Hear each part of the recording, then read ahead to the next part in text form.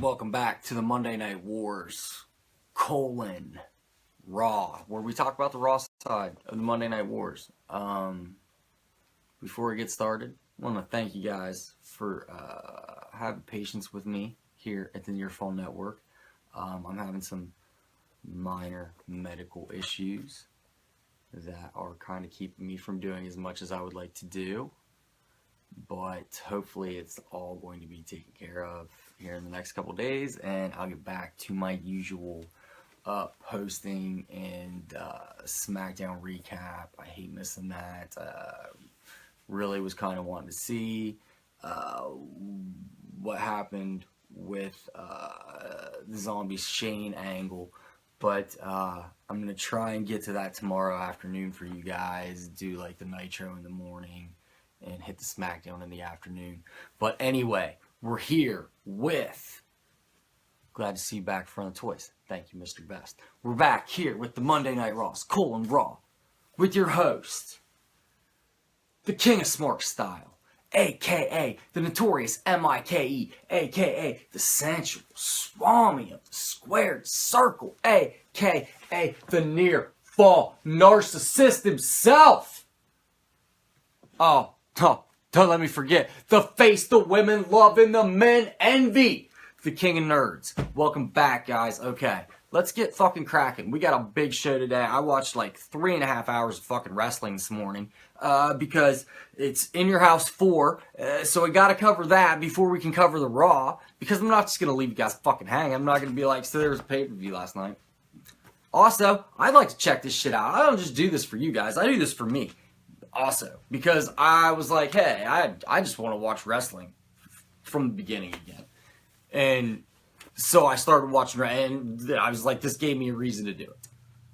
And, you know, at the low spot, that place we were hanging out before the Super Kick party, and we became the Near-Fall Network. The Near-Fall Network.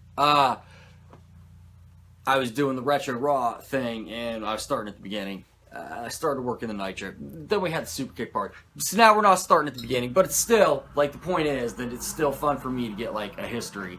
Just watch this stuff over again. So we got In Your House 4, October 22nd, 1995. And we open up with Gorilla Monsoon sitting at his desk.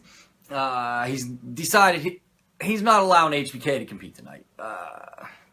Dude's just not in the condition for it. So he's going to make him give up the belt. Dean Douglas will be the Intercontinental Champion, but he must defend against Razor Ramon. Thank you, WWE Network. Fucking A, man. You know what, dude? Like, I'm going to tell you something, Mr. Best. Like, when WWE Network, I was a subscriber to this shit like a week before it even started. I was like, I'm in, 100%. You guys got my money. It doesn't matter what's on this thing. I'm in. I didn't even wait to see. So I was there, like, on the countdown, waiting. Like it was supposed to debut at, like, 10 a.m. And I was there, like, at, like, 9:55, sitting with the app on, like, here we go. Okay. And as soon as I saw everything, I was like, God, man. I want to watch all this stuff again, but I want to, like, have a purpose for it. I want, like, a form. So I actually started watching old, like, WCW pay-per-views and taking notes on them and things like that. And, but I never had, like, a forum. And then, you know, the High Five motherfucker, he was part of this place called the High Spot. It doesn't matter. We'll say it now because it no longer fucking exists. This is what happens when you go to battle with the elitists. This place called the High Spot, and High Five motherfucker and I were friends, have been for years, and he asked, you know, if I'd like to be part of it. And I was like, fuck yeah, I've basically been sitting around since I was like 12, waiting on someone to give me a forum to talk about wrestling. So it gave me like a purpose to go back and watch these things, and I love it. I spend so much time on there, causes my phone to die every day. See, I don't even have it on my phone. Nope, not gonna do it. I don't have any like video apps on my phone. I can't go there. So anyway, Monsoon, he's like, look, so Dean Douglas is going to defend against Razor. That's what we open up with. Razor pulling double duty tonight because he's also got a tag team title shot with the kid, the 1-2-3 kid, against the Smoking Guns. Could be a big deal for Razor tonight. He could walk out with 2 belts. So we've got the announce team, Vince, Lawler, and JR. Opening match is Fatu versus Triple H. I didn't watch this match. I'm not gonna lie. So I didn't really watch like 3.5. I'm not gonna lie. I didn't watch most of these matches on In Your House because this isn't about the pay-per-views. This show. It's about the Monday Night Wars. It's not called the Monday Night Wars for nothing. It's about the Monday Night Wars. So we're just like briefly gonna go over the pay-per-views. Unless it's a WCW pay-per-view, because they are train wrecks, and I will watch all of those. So Fatu versus Hunter Hearst Helmsley. It's not even Triple H. We're talking Hunter Hearst Helmsley. I watched the beginning 5 minutes and the end 5 minutes, but most of these matches got like 20 minutes, and that's a lot of wrestling to watch. And I was kind of dealing with my medical shit this morning. It's kind of hard to pay attention, so I just wanted to get through this. Hunter Hearst Helmsley wins with pedigree. He's still undefeated. Post-match, you got Lawler, Hunter Hearst Helmsley interview. Henry O. Godwin chases Triple H off with he's got the slot bucket. I always fucking hated this dude. Dirty fucking pig farmer out here. Henry O. Godwin, like your initials don't spell hog, and then later you have a brother named Phineas I. Godwin, like his initials don't spell pig. You got hog and pig out there's a fucking tag team. I hated dumb, stupid farmer gimmicks like this. Just dumb, like job gimmicks. This is back in the mid-90s, when everyone had to have like fucking job. Farmer, like you're a grunge rock artist, Radford, or Duke the Dumpster Drosy, where you're a garbage man, or shit, man. Come on, you guys know what I'm talking about. I don't have to explain this shit to you. To your fucking wrestling history. That's why we watch your show, Mike, because your show's wrestling history. Shut up, peasant.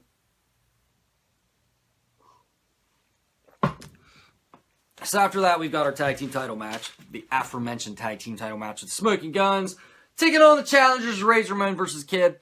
I watched basically all of this match. Razor's super over. Huge Razor chants. When he's not in the ring, they are chanting for him to be in the ring. The end, so this match ended, like they basically were handling him. Razor and Kid were. Like, obviously, they're head and shoulders above these fucking guys. Doing pretty well. Handling them almost. Really fucking taking it to them. And, it's almost like it was too easy for them.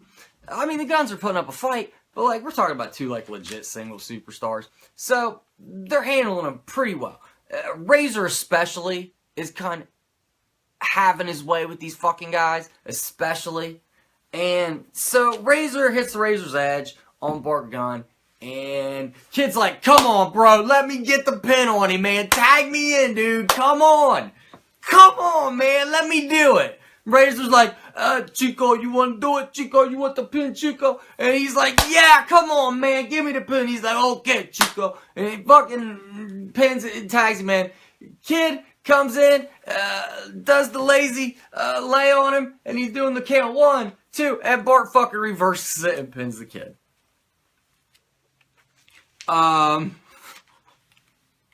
So the Kid continues to lose matches based on dumb fuckery. Post-match, the Guns are celebrating. Kid is not liking this at all. And he fucking slays. I'm talking wrecks both the fucking Guns. Takes Bart out first, and then Billy. Naturally, you take the power out, and then you take the speed. Takes Bart out, and then Billy.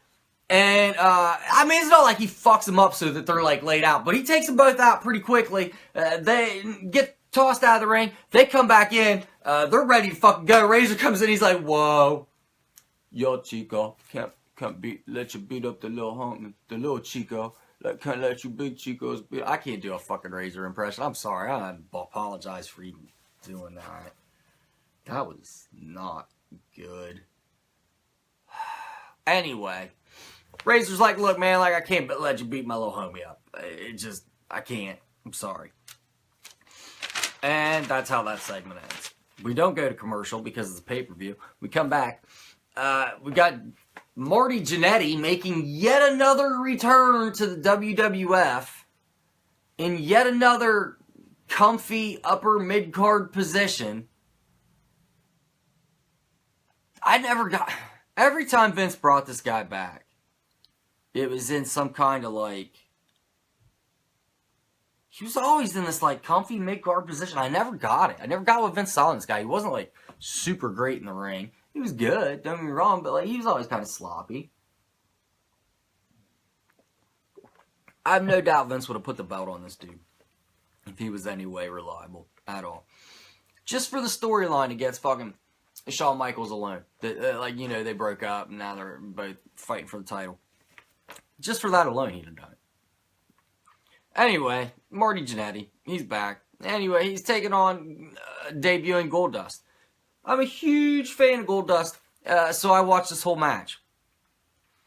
It was a bit sloppy, mostly on Jannetty's part, a little bit on Goldust's part also. And they don't do a real good job of making Goldust look like overtly strong. But there is a funny bit that happens in this match where Vince says, Goldust is a bit on the androgynous side. And Lawler's like, I love this. Lawler says, I bet a hat would cover that up. I don't know why I thought that was so funny, but I lost my shit when he said that. I was just like sitting in my garage at like 4:30 in the morning, because I get up pretty early. At about 4, make coffee and start watching this. I'm sitting in my garage at like 4:30 in the morning, smoking a cigarette, drinking coffee, watching this on my iPad, cracking the fuck up to myself. Taking notes. It was good shit. It really was funny.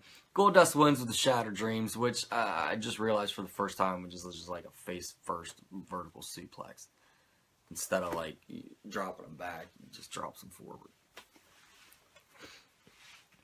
After that, we've got Yokozuna versus Mabel in an awful match. Botchy as fuck. I actually watched most of this match also.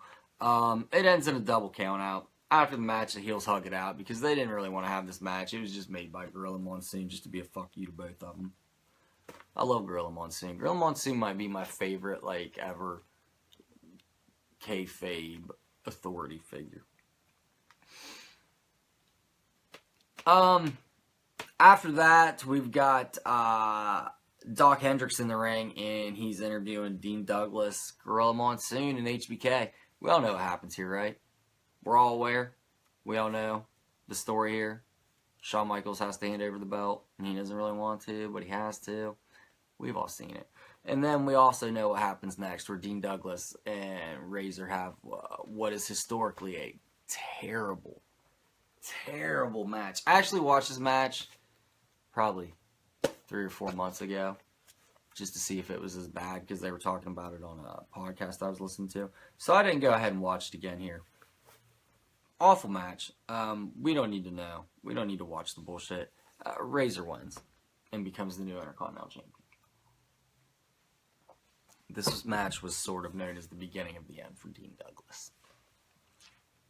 He sticks around for a little bit, for a while, but he never, you know. Yeah. So, Razor wins.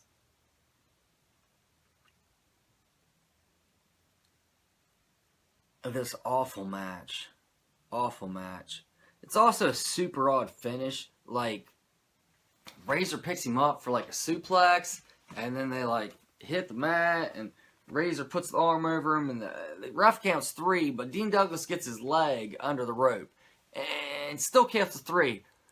No one gives a shit. Like, Lawler's like, his leg was under the fucking rope. And Vince is like, no, I don't think it was. Jim Ross is like, no, I don't think it was either. And Lawler's like, his leg was under the rope, plain as day. The ref just wasn't looking, and they're like, no, I don't think it was. Plain as fucking day it was. And they're like, no, I just don't think. Let's see from another angle. So they show another angle where it directly shows the leg and the rope, and it does. And Vince is like, well, how about that? I guess it did. Sometimes things just work out for people. It don't work out for people, I guess, huh?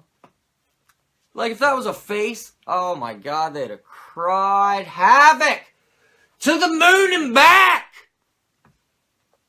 I don't know what the fuck that meant.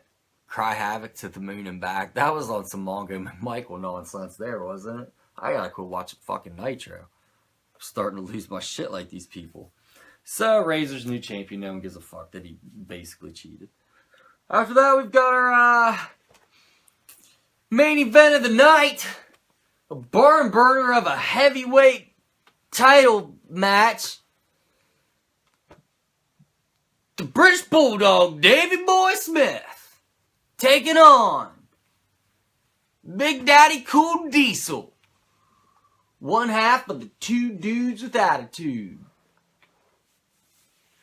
We got Bret Hart on commentary for this. Because, you know, he's got a title shot at the winner. Coming up at Survivor Series. Sees.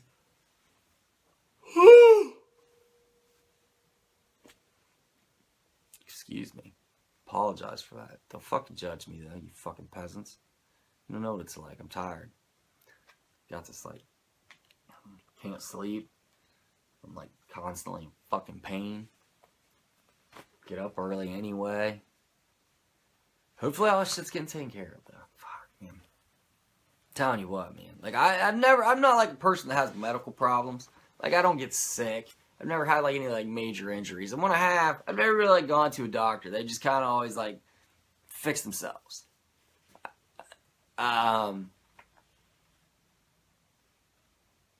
So, like, when I do have something like this happen, I don't know how to fucking deal with it. Like, right? Like, I don't know how, like, doctors work and shit. So, like, I'm like, what do I do? Like, my wife's like, you go to a fucking doctor, you weirdo. So, like, I don't know.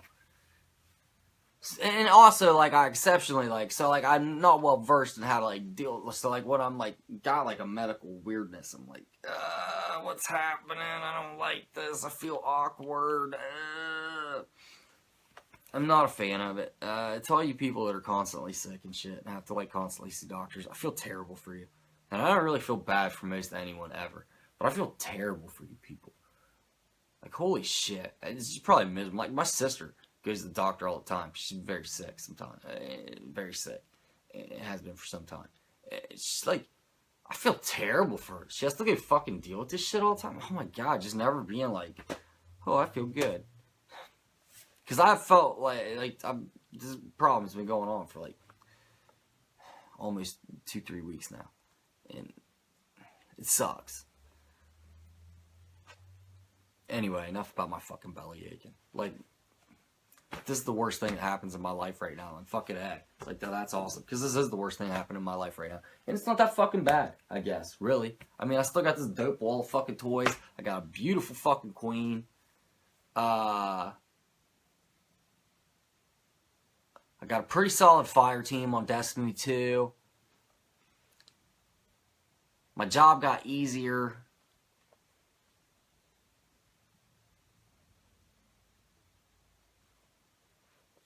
And I'm fucking beautiful. So the main event, Bret Hart on commentary. Bulldog actually picks up a win by DQ. I watched most of this match also. It was not great. Not a great match at all. Both men kind of need like a different style. Like, they're both power guys, right? And they each need kind of someone with like a different style to play off of. Just wasn't a great match. Anyway, Bulldog picks up the win by although I will say they did a very nice job of storytelling in this match. Played up Bulldog trying to take out Diesel's knee. Bulldog even at one point puts him in a sharpshooter. The ugliest, sloppiest sharpshooter I've ever seen. Which Bret even comments on. Bret'd be like, psh, be nice if you learned how to do it right, wouldn't it? Pretty sloppy. Which you'll never, I mean, like, fuck. Could you imagine doing Bret Hart's own move in front of me? I couldn't. I'd be like, there's no way I'm doing this right. He'd probably judge the fuck out of you for doing it, too. So, Bulldog actually picks up the win by DQ because outside the ring, he fucking slaps Bret and then goes back in the ring. Bret comes in and fucking attacks him. Post-match, Bret and Diesel start to brawl, and they actually brawl till the end of the show. And that is how In Your House 4 ends. Let's bring us to Raw. 10/23/1995. Raw gets 2.2 rating. Nitro, 2.6. Was Nitro truly a better show? I don't know. Stay tuned for tomorrow on the Monday Night Wars Nitro to find out if Nitro truly was a better show. That's what we call a fucking setup and a cliffhanger, motherfuckers. Bam! So we have Vince and the King, our usual announce team. They're ready to go. We've got a battle royal to open the show for the Intercontinental, for number one contendership to the Intercontinental title. Nothing special here. This wasn't like a great IC battle royale number one contender match. There's nothing like super great. Interesting note: Hakushi was in this match, and before Hakushi was even thrown out of the match, Vince goes, Hakushi eliminated there, and 1 second later, Hakushi was thrown out of the ring. Vince has superpowers. He can see the future. So the final four were Owen Hart, JPL, Jean-Pierre Lafitte, Savio Vega, and Marty Jannetty. Marty Jannetty, still, with the final two, Owen and Marty Jannetty. Jannetty still with his comfortable, undeserved upper mid-card positioning. Like, what did Vince like about him? I don't get it.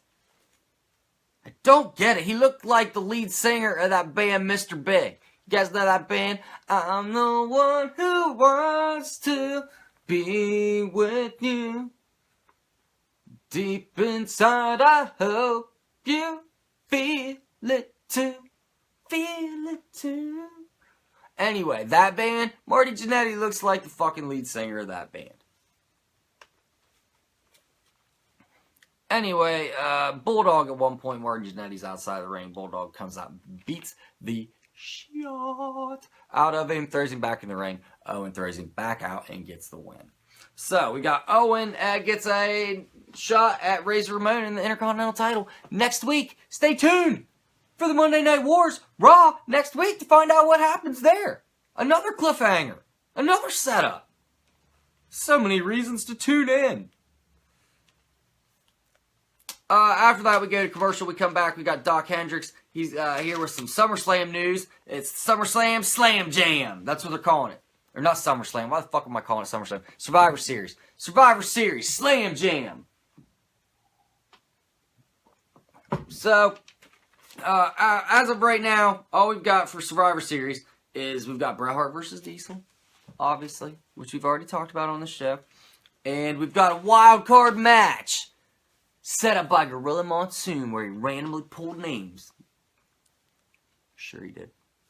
So we've got Team 1, captained by the Heartbreak Kid, Shawn Michaels, and he's got a team of Ahmed Johnson, a new debuting superstar, and Sid and the Bulldog. So, HBK's got some snakes in the grass on his team with Sid and the Bulldog there, and who knows about this Ahmed Johnson guy. And they're taking on the team of, captained by Dean Douglas, Yokozuna, Owen Hart, and Razor Ramon.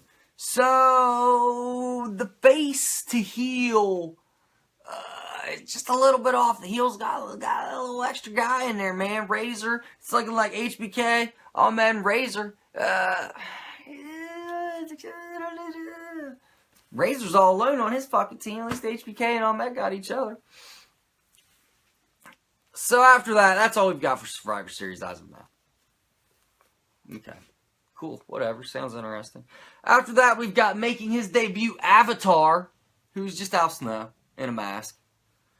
Taking on Brian Walsh. Yes. That Brian Walsh. The Brian Walsh. What y'all know about Brian Walsh? Y'all don't know shit. This was, sloppy as fuck. This match was so sloppy and botchy. Al Snow was terrible.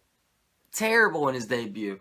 Sloppy, botchy. I was more impressed with Brian Walsh, to be honest with you guys. He's the one that really deserved a gimmick and a fucking contract here. Anyway, Al Snow, Avatar, wins with some stupid finishing move where he just, like, stands on the dude's chest and then jumps and, like, splashes down. It's dumb. Anyway, less we say about that, the better. Go to commercial. Come back.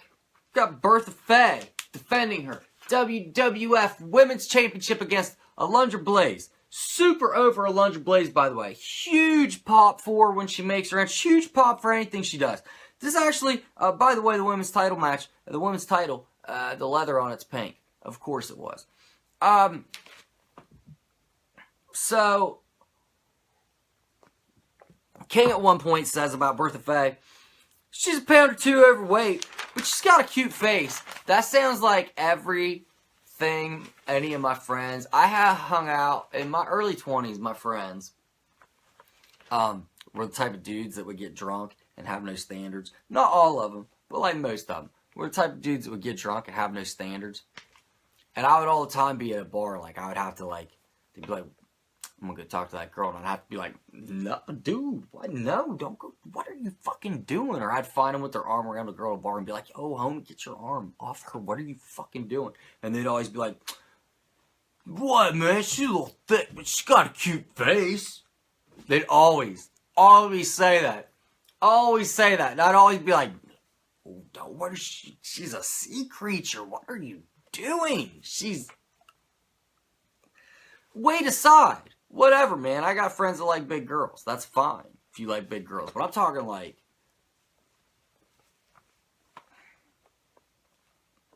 I'm not trying to disparage anyone, but fucking beasts. Fucking beasts. And you just be like, bro, what are you doing? They'd be like, what, man? She's a pound or two overweight, but she's got a cute face. What, man? She's got a cute face. Whatever, dude. Have at it. I tried. Plus, the next day, I'd always get to be like, she got a cute face in the morning, motherfucker. I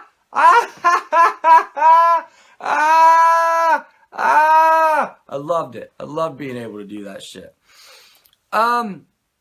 So, this was actually a pretty fucking good match. Great storytelling, you know. Blaze having to take down the bigger opponent. This is David versus Goliath for a title. A real good match. Alundra Blaze picks up the win with the German suplex. After that, we've got a 2-minute interview where JR talks to HBK, and he's like, you know, how'd it feel to give up your title? HBK's like, well, you know, it fucking sucked, man. It wasn't great. JR's like, what about Survivor Series? We'll be back before then. And he's like, wow, man, it looks like they really dicked me over with this fucking Survivor Series team. Man, I'll be back in like a week or two, probably. And that's how we end. So technically, Alundra Blaze and Bertha Faye for the women's title main evented Raw. Main evented Raw in October of 1995. Well before Trish and Lita. Well before any of this women's revolution. Well before any of that. So what we need to do is start recognizing Alundra Blaze and Bertha Faye. Hats off to you, ladies. For main event in Raw with the women's title. I don't give a shit what anyone says. This is going to be what I recognize as the first time. So there we go. We've actually had a historic fucking Raw here that no one ever talks about. This is a low-key historic moment, guys. Where women's main event... I don't give a shit. A 2-minute interview with Shawn Michaels. As much as I love Shawn Michaels, not the fucking main event. This match went for fucking 10, 15 minutes. This was the main event. And I think it's dope as fuck. Awesome. And that's all we got, guys. Make sure you tune in tomorrow to catch the Nitro side of things. Mondays, you know what we got going. We got the high-fiving party with our own high-fiving motherfucker. Wednesday afternoon, the SmackDown recap. Do apologize for not being this week, but the shit going on, I was just in no position to do it. I was going to do it this afternoon, but I have to... go see a different doctor. Maybe it'll get done tomorrow afternoon. Maybe it just won't get done. Monday Night Wars, Raw, Thursdays. You're here last Thursday, you're here this Thursday, be here next Thursday. Raw, Nitro tomorrow, we've already talked about. And the Crown Jewel here at the Near Fall Network every Saturday. Drive By with Shooter. My favorite wrestling podcast, and I listen to a lot of wrestling podcasts. So check it out. If I'm telling you to check it out, man. I would never give you guys bad advice, ever. Never, ever would I do that to you. And that's all we got, guys. I'm gonna go sleep before my doctor's appointment. And as always, stop in. I love you.